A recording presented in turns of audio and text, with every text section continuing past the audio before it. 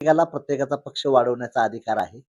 त्यामुळं भारतीय जनता पार्टीला त्यांचा पक्ष वाढवायचा होता. पहिले शिवसेनेवर युती होती. शिवसेना मोठा पक्ष होता.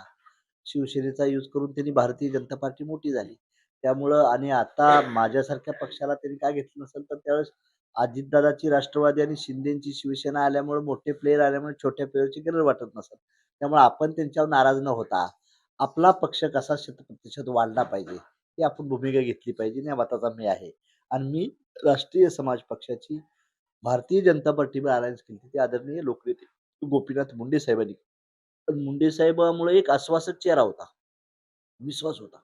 नंतर तसं काय तसं भाजपवाल्यांना काय आमची गरज वाटली नाही किंवा आमची ताकद छोटी असेल म्हणून त्याने आम्हाला विचारलं नसेल.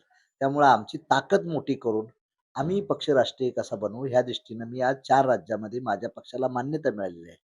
महाराष्ट्रात मी 4 आमदार आणले, मंत्री झालो, ते आमच्या पक्षातूनच झालो. भाजपचा सहारा असेल, भाजपच्या अलायन्समध्ये असेल.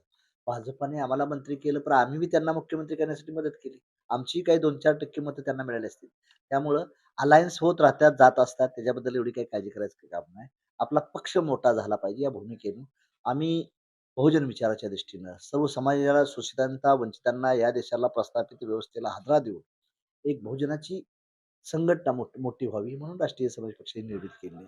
आणि त्याबद्दल आम्ही आम्ही कुणाशी जायचं, काय जायचं, त्यांना आमची गरज नाही, तर आम्ही तर त्यांच्या मागे कशाला जायला पाहिजे.